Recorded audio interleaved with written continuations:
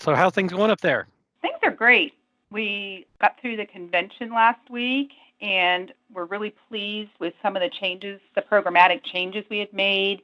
Adam Herman leads the effort, and the team made a very concerted effort to try to weave the customer experience theme into the sessions, and I think overall we were pleased that the governor and other members of the cabinet were able to join, and so we'll be eager to read the feedback from our members.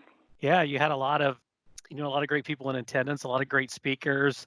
It was a really nice and experience. I know we really enjoyed being up there, and just from what I heard, people in the hall and people that we were talking to, they seemed to get a lot out of it. I sat in a few different sessions, and it was good. It seemed to have a little different, I don't know, a little different vibe than in the past. So Yeah, well, thank you. And, with vendors, we're always open to feedback in terms of things that would make for a better vendor experience. I was talking to a gentleman who, I think he was there, he maybe roofing or, something like that. And he's like, some of the trade shows I attend, the name tags are color coded, and that helps the vendors know who has a buy decision and who doesn't in terms of how they, who they talk to and things like that. So we're always open to feedback from vendors as well. yeah, that's a great suggestion, and something that I heard talked about, kind of in the hall there, of being able to denote who you're talking to, who you're dealing with Sure. as people stop by, and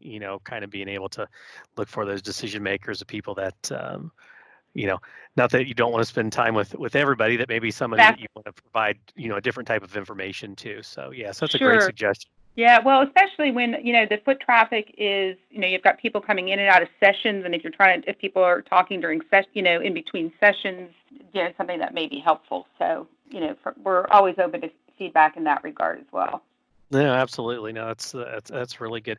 Well, I'm just going to kind of, go through some questions here. I like it to be, a little bit more free flowing and open. So anything that you want to share, and then we'll shoot this off to marketing. They'll get it all written up, and we'll get it up to you guys to take a look at, and we'll get it out there. So they've gotten great analytics and great feedback on a lot of these interviews that we've been doing, and talking to people and just trying to share information and maybe a little different side of people that are involved that they may be dealing with every day, but don't really know about. So just share a little bit, Bridget, about yourself, how you got started, and what kind of led you from point A to where you are now with OACB.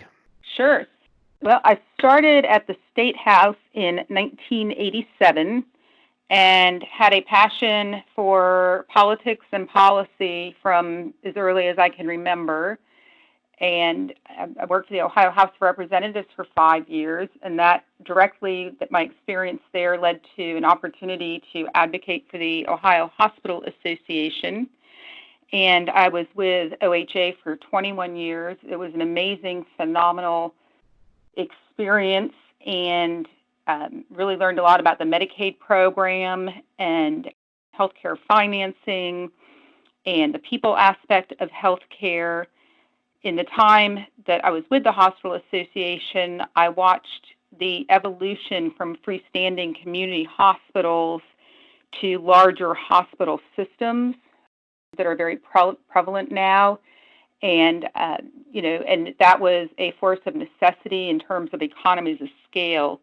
And I just think we just always need to be mindful in the DD universe about the patterns and trends in the public sector and in the private sector, and be looking at how those could influence what happens at the local government level. I was at the Hospital Association and loved what I was doing when I got a call from a headhunter about the opportunity at OACB. And after 21 years with the same organization, even though I loved what I was doing, it was the absolute right time to make a move.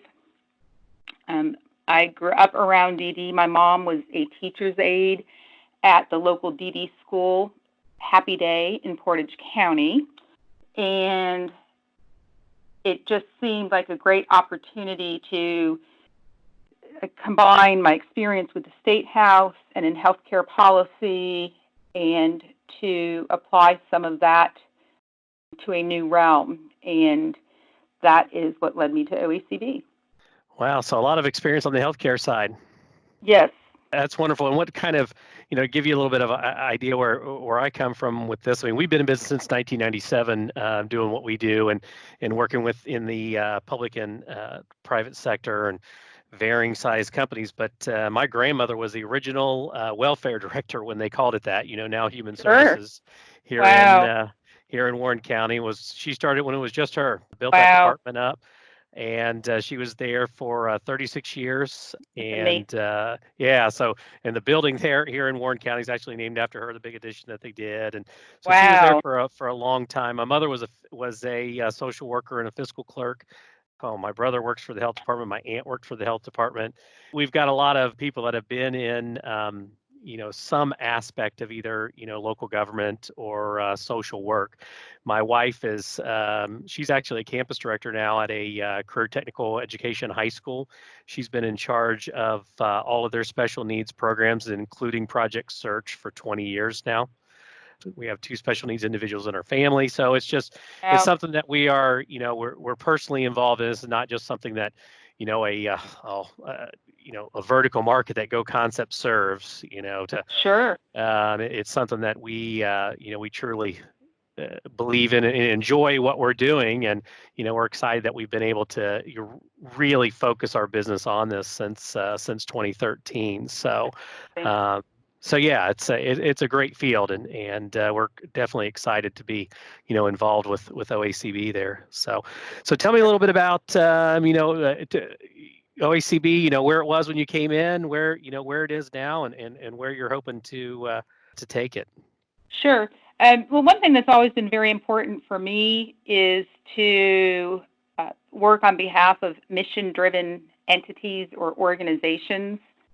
And it is one of the things that when I first went to the Hospital Association in 1992, that was important to me. And it's certainly when I made the transition to OACB in July of 2013, was to work for mission-driven organizations with a social purpose. And so hospitals, just out of sheer necessity, had become somewhat corporate. And that's, and while I loved representing the hospitals, it just seemed like a perfect time to make the transition to OACB. And when I arrived at OACB in 2013, the association had completed a 3-year strategic plan that was going into effect. And so I was grateful for that. The association was on fairly sound financial footing, which was a great way to step into an organization. So, on the plus side, there were good people here. There was a brand new strategic plan in place, and the organization was fiscally sound. So those are some ideal criteria, to start a new position, because not every person starting a new leadership position, has all those three things in place. Well, getting to come into a good situation like that, yeah, that's definitely an advantage. Sure. So in terms of, so I tried to, let me back up. I think one of the things that made life very interesting was that the DD field tends to be very insular, and most of the people that you meet in DD, or at least it feels as though, no matter how old they are or who you meet, everybody's known one another for 30 years. And so people were very welcoming, but I was entrusted to run the association, and although I'd grown up around developmental disabilities, it didn't mean that I had worked in DD. And so that was one of the challenges that I completely underestimated in terms of how insular the DD system was.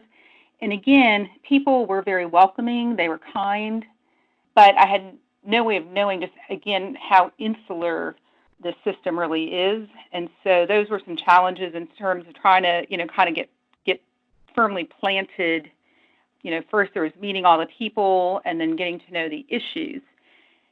And so about 5 months in, that's when the federal government announced the sweeping changes to the DD systems, not only in Ohio, but across the country. But Ohio had some particular nuances in terms of conflict-free case management. And so that was a huge curveball. Luckily, we had some very experienced staff in people like Kim Lincoln-Hoker and Lori Stanfa and our legal counsel, Frank Hickman. They played a vital role in help setting kind of the direction for the association through some of those times. Again, I completely got the magnitude of the changes in terms of how sweeping they were, but they had very real consequences for people who had worked for the boards for a long time. They had consequences for families, and it was just really a very tumultuous time for everybody involved, for county boards, for providers, and for families, and for people with developmental disabilities. So that was a tumultuous start, kind of so early in. It was obviously much bigger than me, and I was grateful for, some of the experience that we had here at the association. Yeah, that definitely had to make it interesting to come in with, such a great foundation as what you had described, and then all of a sudden have everything, shaken up like that.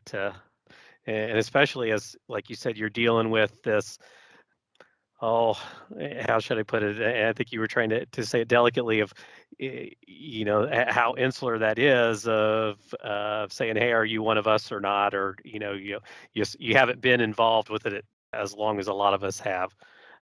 And we see a lot of that as well because, people don't know or understand your background and, they have a different perspective. And I think when I was talking, when I interviewed Director Davis, I've shared this in my session that I did up there was, he had a great quote that he talked at when Jerry Manuel originally hired him and told him that, and he said it was prophetic. He told him that a lot of people, when they come into this field, they know right away if it's something they want to do. And a lot of them find out, they end up making a career and in it for a long time. And we went around the room in my session, and we had people in there that had been in, 30 years, 32 years with Dr. Ravi Shankar, and there was a lady in there with 36 years, another person with 33 years, and it was just, it was a great mix in the room of people that were either just starting out to these people that have just, made a lifetime of this service. So, Sure.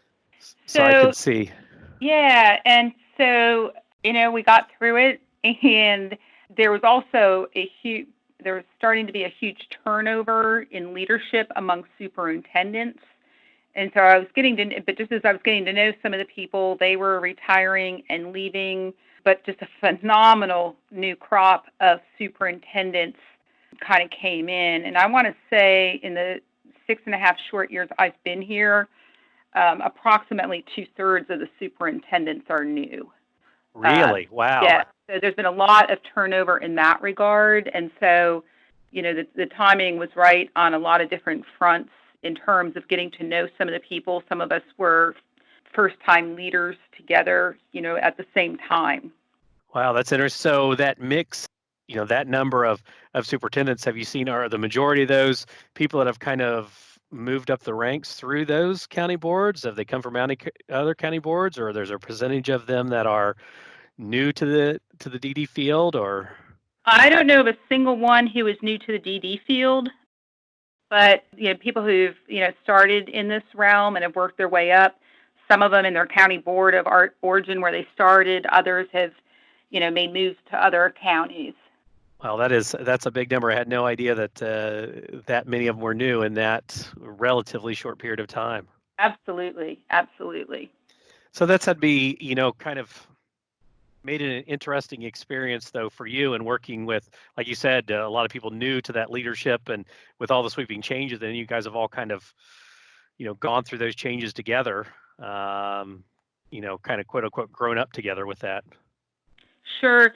One thing I underestimated coming into an organization as a first-time leader, I had managed teams of people, but one of the things I underestimated was how critically important it is for the people in the organization when you're a new leader coming in terms of making sure that you do everything possible to ensure that expectations are clear.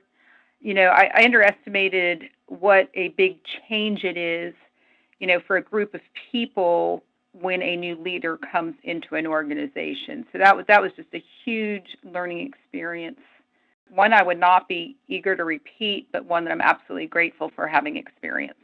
Yeah, I can see where that was a challenge, but definitely would help as you've grown in that position. So in your time that you've been there, and you've gone through a lot of these people coming in, it kind of gives you a little even more unique perspective, because somebody who's seasoned and been in the job has faced a lot of the challenges with these new people coming in, and you kind of just shared a little bit. What do you think is the biggest challenge, I guess, facing county boards right now, or that the county boards themselves or superintendents leadership that they're really facing right now? I think an ongoing challenge is county boards explaining to their communities who they are and what they do. Now that many of them can no longer rely on the goodwill of their long-standing legacy programs, such as a workshop or a school where, people in the county, I'm from Portage County. Everybody knows what Happy Day School is. Or, in Lucas County, people knew Lark Industries. And so I think that that's been an ongoing challenge at all levels, with families, with voters, and even with local elected officials, in terms of having to explain, why they have reserve accounts, or that they have, once somebody's on a waiver, they are on a waiver for life. And so I think that even though, we are just about nearly all but a handful of counties are now privatized, there are still ongoing conversations in communities throughout Ohio about who county boards are and what they do, in terms of, they are still there for people, and they are still paying for services for people. They are just not providing them. And so I feel as, I'm always mindful that we are here to serve the county boards. We are not a county board. We are here to serve them and to do everything we can possibly do to simplify the system and make it more sustainable on their behalf.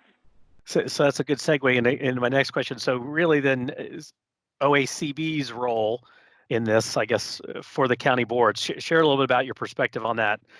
You kind of just touched on a little bit, but what do you really see as the biggest benefit, or the biggest thing that OACB does for these county boards? We have a team of experienced people that are there to help and support them, whether it be Lori Stanfo when it comes to case management and issues impacting SSAs, or it's Rick Black providing technical assistance to county boards on how to do a 5-year forecast, how to meet their waiver commitments, or it's Randy Beach doing a superintendent search. That is the single biggest decision a county board will make in terms of the county board members. And Randy goes into counties and helps them try to, find the right fit for a superintendent. I'm vigilant about banging that drum that we are here to serve and that we work for the county boards, whether it's being able to connect them with legal guidance or with our communications team for help with a thorny local issue, or, and that's what Adam and Eric do, or if it's Willie Jones going out and educating first responders on how to interface with people with developmental disabilities, or Eric Bittner, our lobbyist, connecting people at the State House and advocating for rules and laws that impact county boards or people with developmental disabilities. Yeah, and we've definitely seen in our time of doing this and working with OACB and being a member, we've seen the importance of what you all do. And like we kind of started out here talking about, I've enjoyed each convention or conference that we've been to, but this one it seemed to be a little different. The people, I think I said at the beginning, you got a different level of people there, speakers and the sessions and everything. Yeah, I'm sorry, go on. No, well, our team has had some time together, and again, I think a lot of the positive parts about the conference are everything that goes into it on the front end, and a lot of the meticulous planning. Some things you cannot plan for. Things we're always going to, Yeah. go awry during the planning process. but just really, we've had some time together as a team now, and that feels very positive in terms of everybody being all in on things like the convention. So do you find that, and it seems like the obvious question based on the people that you had in attendance there, but do you, do you feel you get good support then from the elected officials from the state and with your mission? Absolutely. And I cannot say enough about Governor DeWine and the team he has assembled with Director Davis and Director Cochran, Director LaTourette, and others in terms of really, I think the thing that strikes me most is that the governor has really instilled a sense of servant leadership, and we are here to serve. It's something that I think is so important in the human services, and that is a very positive influence on the system overall. Oh, absolutely. I'm a big fan of servant leadership. I love to hear you use that term. And it had to be refreshing to you all when, one of the first things that Governor DeWine comes out and professes is his support, belief in, and dedication to promoting, programs for the developmentally disabled in Ohio. That was Absolutely. Absolutely. Yeah, and that's been obviously seems to be a continuing theme and message that's being driven from the top down. Even when we talk to our local representatives here, they're getting that message loud and clear from from the state level. So that has to be great for you all and the organization you guys support. Certainly. Well, and ultimately, what it's all about is a more empowered life for people with developmental disabilities.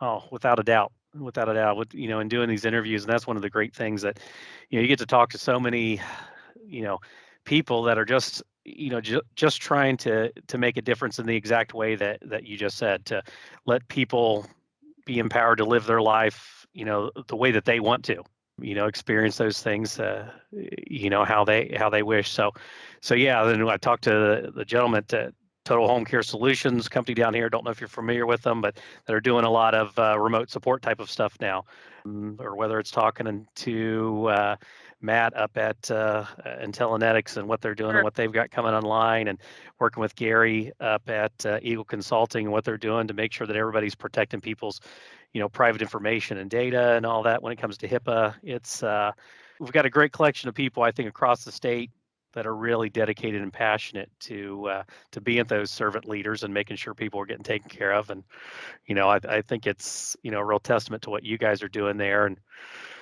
we're really proud to be a member of OACB and to try and any little way support what you guys are doing. So. And we appreciate that and appreciate what you do to help simplify everything for everybody out, for those, for your clients in the field.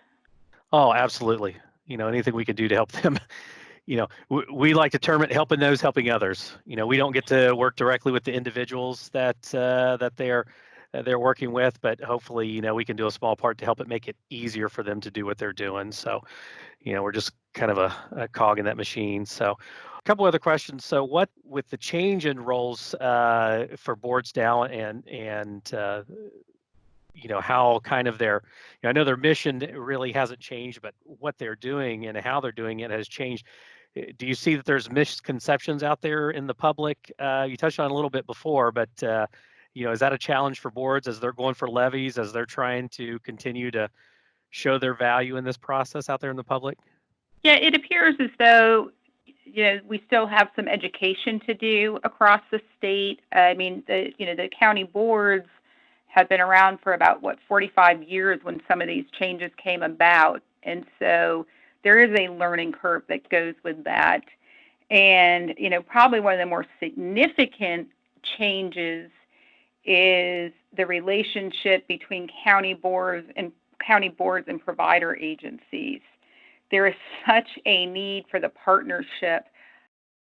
Certainly I was not here at the time, but I've heard tales of just kind of horrendous relationships between, OACB and OPRA, as well as between county boards and providers in their communities. And that simply is not something that works this day and age. We all need to be in support of the people with developmental disabilities that everyone is there to serve. That is the common denominator, it's the common goal, and it's the singular purpose. And so anything that OACB can do, I think we have a phenomenal working relationship with the team at the Ohio Provider Resource Association. We've got strong relationships with the people at the Department of Developmental Disabilities, with other provider organizations. I'm really proud of the work we've done here on behalf of provider partnership projects. We've done some pilot programs. Nancy Neely, the retired superintendent of the Licking County Board, and Lori Stanfa and Willie Jones have supported that effort. And essentially, we've been able to, secure some dollars from the Department of Developmental Disabilities, with OACB paying for Nancy's time to promote collaboration between providers and county boards in different counties in Ohio, and we're looking at doing a third round next year. So this has given counties an opportunity to work on everything from, the most effective ways to do trainings, the most effective way, to deal with employee resource networks in terms of making tools and resources available to providers, and most significantly, or most importantly, how to sustain those ongoing relationships, which includes a willingness to be vulnerable with one another and share information. But we still have a lot of work to do. And if I understand it correctly, you also do leadership development to help educate and prepare the future leaders of these organizations. Am I correct in that? Yes, we do. And we run an executive development program. And so OACB runs the executive development program in even number years. And on odd numbered years, the Ohio Superintendents Association runs a superintendent development program. And both programs are designed to nurture future leaders. Clearly, the superintendent development is logically more specific to the position of superintendent, and then the OACB Executive Development Program kind of takes a wider look at leadership in terms of, so it's kind of there's focus. Just it's not totally DD related. There's other leadership skills. Like this year, we've added something about public speaking. Today's superintendent is really out, superintendents have always been involved in their communities, but today's superintendents really need a very strong community presence. And so, these programs are just one way to help develop those capabilities. And I'm really proud of the team at OACB, in all of our professional development endeavors. Really there's a very concerted effort to keep the programming relevant and fresh. And, people are always asked to fill out surveys after, a meeting or a convention or some professional development event. We go through all of that, and that's how we can improve by people's willingness to share on those type responses. Yeah, I can definitely see where that is, incredibly valuable to these county boards. I'm sure developing leadership is probably something a lot of them want to do, but don't really have the time or maybe the resources or sometimes the expertise. So be able to share the expertise, resources, and the data that you all have to help develop those tomorrow leaders for not just the boards, but the providers, whatever the position may be. I think that's something incredibly valuable to those organizations. And something else. Oh, I'm sorry. Go ahead. No, go ahead. No, I was just going to say something else that near and dear to my heart, and something I reached out to you early on when it came out was your guys' commitment on the technology side, and what you guys have done with putting work groups together, trying to streamline or have better interactions between DODD and county boards, as well as the multiple case management software companies that are out there. and how to better handle data, as well as how to convey the importance of information technology infrastructure to these organizations. So yeah, I'm really excited with what you guys are pushing there and working behind the scenes on there. Well, thank you, but it was born of frustration. Okay, I And can understand. Well, technology is frustrating, it's I well, know. and I'm sure it's very frustrating. Just ask Adam and Eric here, who at least after about 20 years, I knew to stop asking for any IT help before rebooting. So that's a plus. But we have thousands of SSAs, case managers, who are every day trying to keep up with their caseloads and meet the expectations of the people they are serving. And we have an absolute obligation to support those case managers in trying to simplify the systems that they interface with. I mean, for example, I recently learned that in order to change an address through the Department of DD, there were something like 12 to 14 steps, and now there are 2.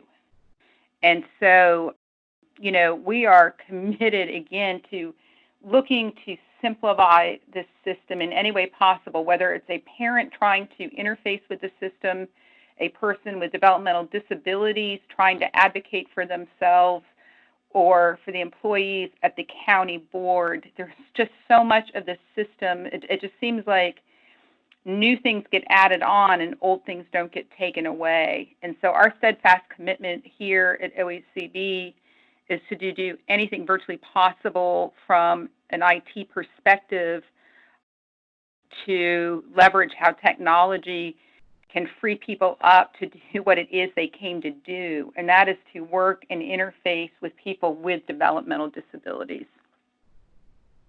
Oh no, absolutely, and amen to you for the efforts on that. I mean, going from that many steps to that few of steps on something simple, that should be simple, and I'm sure that takes place on a regular basis, is wonderful, and taking that approach across the board to looking at, hey, how can we simplify this? How can we make it easier for everybody that's involved? Because that was a big thing. One of the things I started out my session with you all up there with was trying to dispel this notion that IT is this separate department anymore. It's, there is no IT department. Everybody is responsible for IT now, because we're all interacting with technology every single day. And, it's all of our jobs to protect ourselves, whether we're at home or whether we're on the job, and protecting, those people that we're serving, their data, whatever it may be, just like we're protecting the money in our organization. Sure. And any ways that people see that they feel they could help improve the process, we always encourage them to share that information with us. So sure. And so I've got a lot of thanks and gratitude to Director Davis and his deputy, Ed Carr, for their willingness to engage with the boards and the providers on these simplification efforts. Yeah, that's. I've actually heard Ed Carr was on my call with interview with the Director Davis, and I've actually heard a lot of very praiseworthy comments about Ed's efforts, and what he's trying to do there at DODD. So seems like he's been a very welcomed addition to that staff there. Sure. Well, we kind of have the ideal situation here with Adam Herman being the OACB representatives on this IT work group, and then Lori Stanfa being kind of the liaison with the field in terms of what the SSAs need in terms of simplifying their processes. So it works really well from a staff perspective. Yeah, I would think anything that helps them obviously do their job easier, but be more efficient, serve those individuals easier, more quickly, what have you. I think they would all more than welcome that. I know those are the things that we hear every day, and that's our goal, kind of our mission of what we try to do. The benefit we try to bring is, how can we make sure it just works, right? It's that refrigerator light. You open the door, it comes on. You don't care how it comes on, it just does. And that's kind of the approach that we take to IT every day here is, and I always get these weird looks when I say it. If I'm meeting with an IT person or somebody in leadership, I say, hey, our goal is that you never call us. And they always give me this. Right. they always give us that weird goal, but I say, but hey, I know that's never going to happen because it's Right. technology. It's frustrating. Things break. The people need help, and you have that. But the mission that we charge our people with is, listen, let's try to be perfect. We're never Yes. going to be, but let's try Sure. to be that way, and let's try to make it easier for people to do their jobs. So that's really kind of how we approach it here as well. So when I saw what you were doing, I think I even emailed you the same day that email came out, because I thought, wow, what a great move that is, that you guys are taking that approach to make this a priority. It's So yeah. essential. It's absolutely essential. Yeah, absolutely. They use it every day. I mean, Yes. everybody is using technology every day to do their job, and if everybody's doing something different, or we've got, like you said, 12 steps, or take that to 12 different ways to do something, it's that's not the most efficient way. So no, Exactly. kudos to you all for taking that approach. It's great. So anything else that you want to share? That goals you have for OACB? Anything that's coming on the horizon? Yeah, and perhaps I should have addressed this at the front end when we were talking, but the reason I wanted to come to OACB, and many have heard me say this, but it's my true north, so to speak, is I was a parent for a very, very short while, and it left me knowing what it was like to want the world to know that my child mattered. Mm-hmm. And that is a common denominator I find with people with developmental disabilities is, everybody, they have gifts to offer and want the world to know that they matter. And it's a common bond I have found with their parents. And I still meet too many parents where things are too much of a struggle. And I look forward for the day when a parent doesn't have to say that they have to fight for every single thing.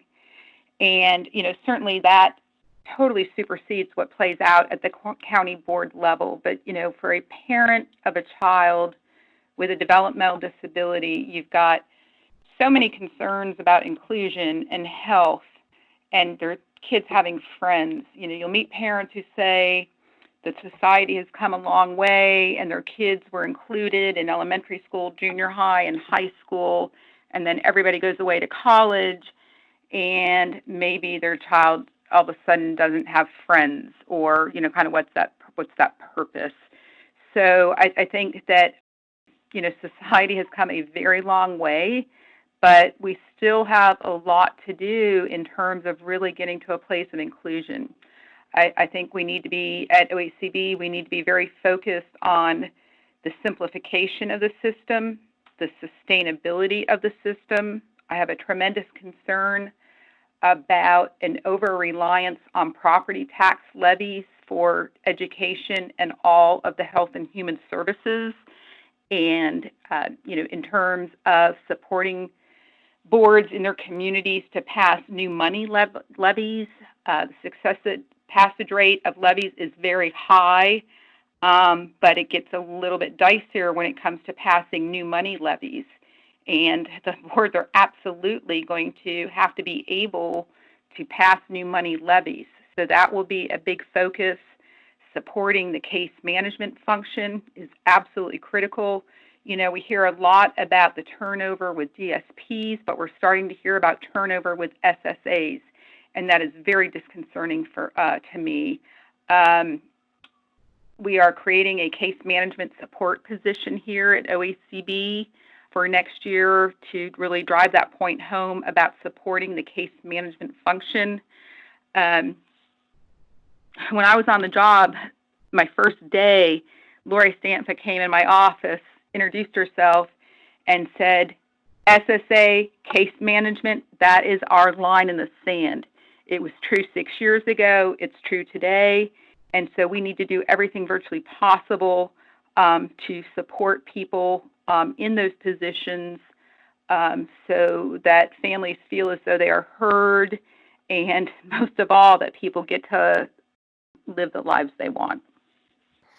Oh no, I definitely hear you, and I hear it a lot from living with someone that has worked over top of those programs in a school district for that long about, helping people advocate for themselves and, standing up for, those needs. So I definitely, I definitely understand where you're coming from on that. It is, it's an important part of the process, and I think that empathy that people have to have, and you said we've come a long way, but there's still ways to go, and when it comes to inclusion and being more understanding, and on the workforce side, that was one of the. I asked Director Davis that same question I asked you. What's the biggest challenge? And he said it was workforce. And I was kind of surprised when he said that's what it was. But when he went into more detail, of just, talk about with DSPs, SSAs, and all of these, getting more people in, retaining people, maintaining that critical work-life balance. As we're working more to try and in a society of people to try and have a better work-life balance, at the same time we're being forced to ask more of them just because of the the difficulty of getting new people. So Right. I think on one hand, it's the other side of the sword of a great economy. Sure. Finding people. We run into that same challenge ourselves, as I know a lot of other business owners that I deal with are in that same. But on the other hand, I'm wondering if younger people just don't need more exposure to social types of services. The difference that they can make in the lives of others, as well as the difference that it makes in your own life helping someone else. Sure, that could be an entirely different podcast on any expectations in the workforce. Oh, absolutely. That's a whole nother discussion. And in fact, and you brought up OPRA. I was at OPRA. I spoke at OPRA, and I was at their awards. And one of the things they were talking about was the workforce development, and they have some different programs. And I got to thinking, and I know they have something that touches on it with career technical education high schools, but it's a very small program. And I thought, having someone in CTE and being around it, all of our married life, I thought, wow, what a great opportunity. There's got to be something there that they could do statewide with a program to introduce these high school students to social service work. They could start them on their path to certifications. That's a big thing, obviously, in the CTE field, is getting them certifications. Sure. And and obviously, I don't think they can get them fully certified, but they could Right. get them on a path and then roll them into either their own adult education program or into maybe a college or community college program that could get them fully certified, and then they could go right into that workforce for those students that feel that is their calling. So Sure. I think there's an opportunity there to get that next generation of people to be a little bit more aware, a little bit more empathetic, and maybe a little bit more involved, helping improve the lives of others. Because, like you said, it's a whole nother discussion, but a lot of millennials, that's something that's high on their list. They're more, the experience is just as, if not more important to them than the compensation or, where they're going. So. Right. And so, unfortunately, with the C3PO, with the career tech, one of the biggest drawbacks that has been encountered is that the wage is not high enough to entice the VOC or the tech programs in high schools to focus on like a DSP position. At our convention last week, somebody asked the room, how many of you have worked in direct care, and half the hands went up in the room. So there are career opportunities, and it's a great way for people to enter the field. Oh yeah, absolutely. It could be that entry point. But yeah, I think just the exposure to it and just letting people know, the awareness is a big piece. So, well, hey, I really appreciate your time, and It's my first ever podcast. no, I really do. I really appreciate you willing to come on and share some information and kind of some background. I learned a lot, and like I said, we get great feedback on these. Our analytics, we get a lot of people checking these out. So it's good Great. stuff. Well, I appreciate the opportunity. No, thank you. And hey, keep doing what you're doing. We appreciate your efforts there at OACB, and we're definitely proud to say that we're a member of the group. So. And we're proud to have you, and so thank you very much, and I very much appreciate your time and your willingness to engage. Hey, without a doubt. Hey, You have a wonderful Christmas You and too. New Year. And if I don't see you before, I will see you in the spring. Okay, it's a pleasure to know you. Thank you for doing what you do. Thanks so much. Okay, Best to take you. care. Thanks for your time. Bye-bye. Bye-bye.